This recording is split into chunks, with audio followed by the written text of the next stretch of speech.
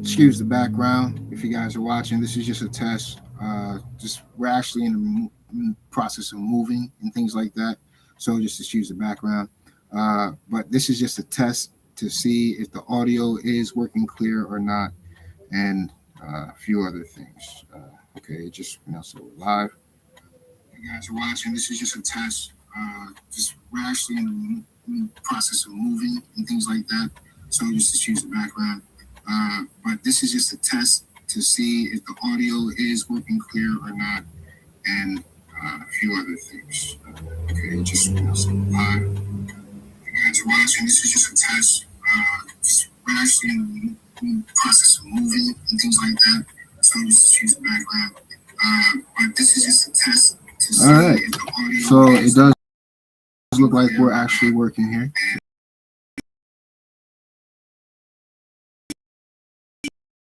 It's kind of cool.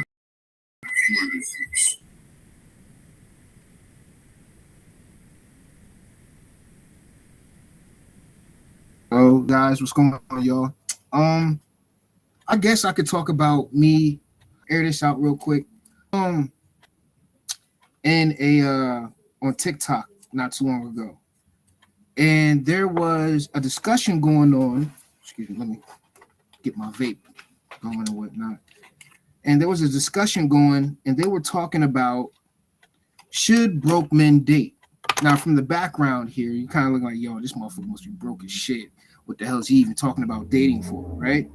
But neither here nor there. The conversation was kind of very, very cruel towards men who were, for lack of better terms, they were just struggling, right? And I found it to be a little disturbing, for lack of better term, things like that. The reason I found it to be so disturbing was mainly due to a lot of people, just I get that, and everybody's entitled to their own view, their own worldview, their own opinion, and whatnot. But as I'm sitting here thinking, I'm thinking to myself, like, yeah, on the short answer, yeah, people who are not financially stable should be allowed to date.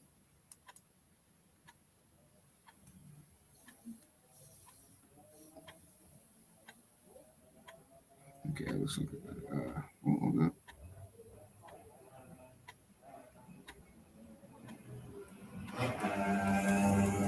I gotta charge it, but they should be allowed to date. I actually just bought this thing from Cookies. Just bought this. Got my little vape thingy going, so I just bought this. But yeah, so they should be allowed to date. Short answer, yes. People who are financially unstable should be allowed to date. The long answer to this would be it depends on what you would think dating is. If you honestly think that dating is some sort of luxury consumption habit, then yeah, money is going to matter to you, right? But at the same time, if dating is two humans evaluating compatibility, then character is going to matter a hell of a lot more. So I guess what I really want to do is separate the emotion from the economics here. You have to realize, for those who are in business, for those who are in entrepreneur, they're in some sort of predominant leadership position. We all know that money is a tool, and it's not some sort of moral scorecard, neither whatsoever. And you realize that being broke really is just a financial condition. It's not some sort of personality trait. It's the same thing I was saying in a group in the live the other night on TikTok. A man can be temporarily broke because he's either rebuilding in his life,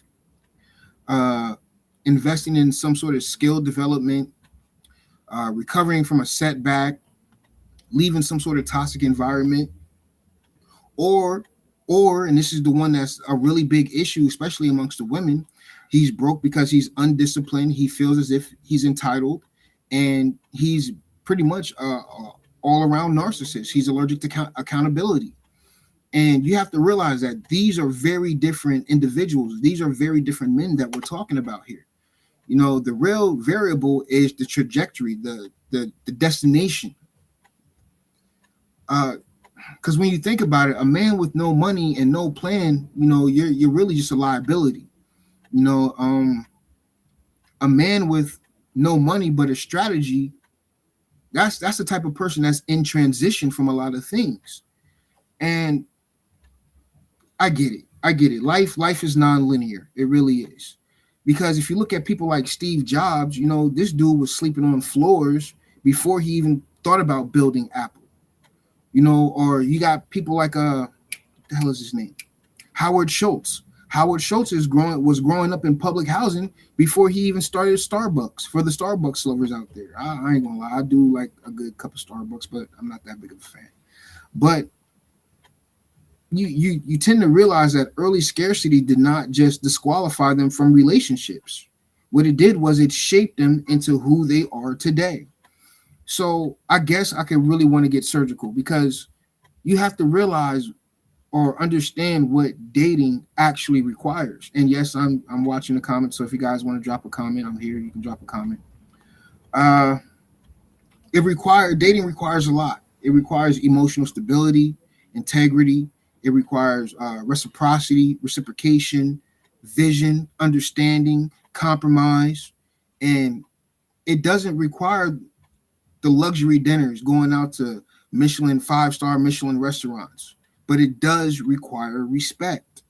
It truly does. Because if a man cannot afford steak, but the man can afford honesty, he can afford discipline, long-term thinking, then he's already ahead of the rich, arrogant fool burning money on bottle service and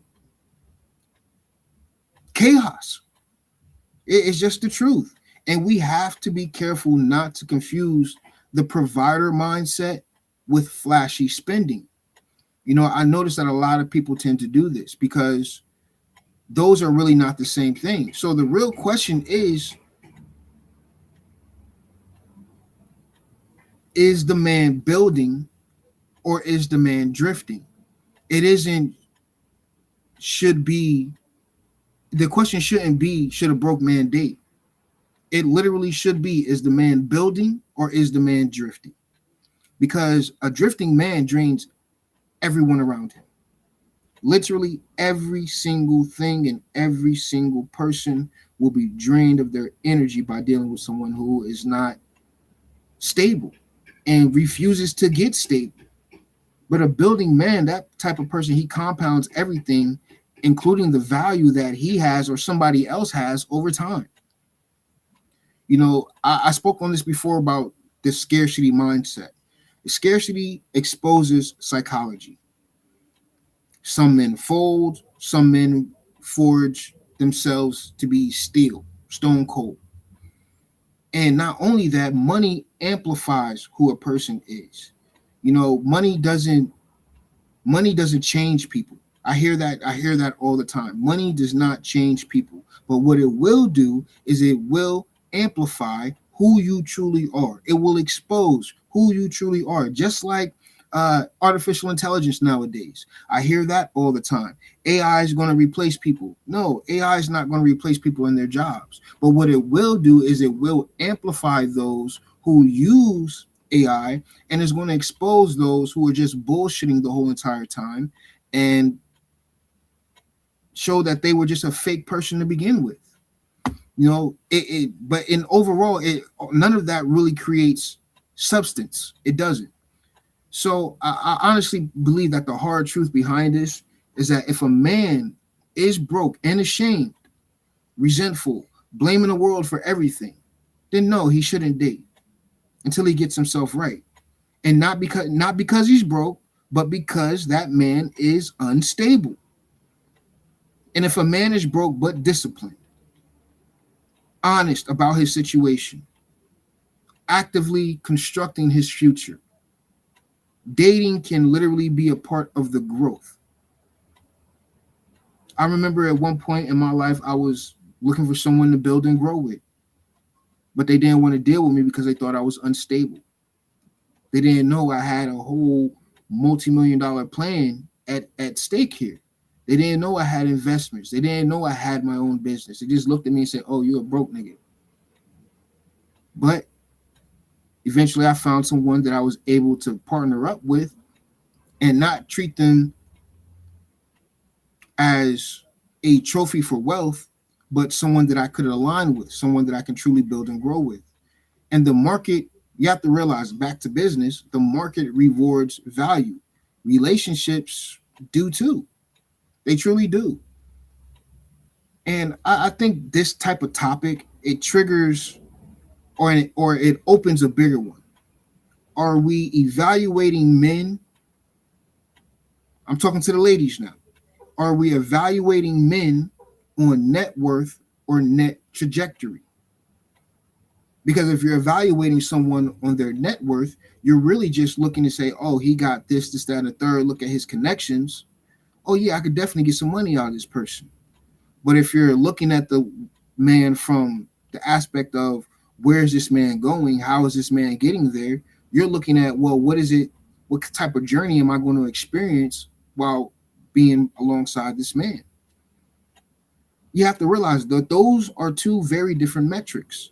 And history keeps proving that trajectory wins over everything. It's not about being fly. It's not about being flashy. It's not about having all, don't get me wrong, it's a plus. It really is. Having a nice car, having a nice clothes, having a nice jewelry, having a nice car, all that is a plus. And yes, money does buy happiness. Don't let anyone get you misconstrued on that. Money does buy happiness, but 9 times out of 10, it's only temporary happiness, because the true happiness that you guys fulfill or that get fulfilled from, such as myself, are from the experiences that we have. But with that being said, this really was just a test on the camera setup that I got here now. I wish I could show the camera system off to you guys, but ended up getting a new camera system here. Got a new microphone as well, and pull this on down so you guys can see it. Me and my significant other are actually in partnership now with each other, and she has her own channel. So if you guys would be so kind to check out her channel, The Narcissist Journals, just look it up, youtube.com / symbol, whatever that little symbol is, The Narcissist Journals. I get it. There was another dude that came up with the whole aspect of The Narcissist Journals, but he was a self-proclaimed narcissist.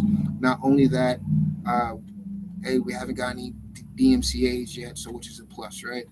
But neither here nor there. Let's not speak that into existence. I'm going to go on ahead and end this right now and play this back just to see how it sounds. Thank you guys for watching and listen to me rant on a little bit. And again, excuse the background, guys. We're in the middle of moving, okay? But deuces, y'all. It's your man, Shelby. I'm out. Y'all be easy.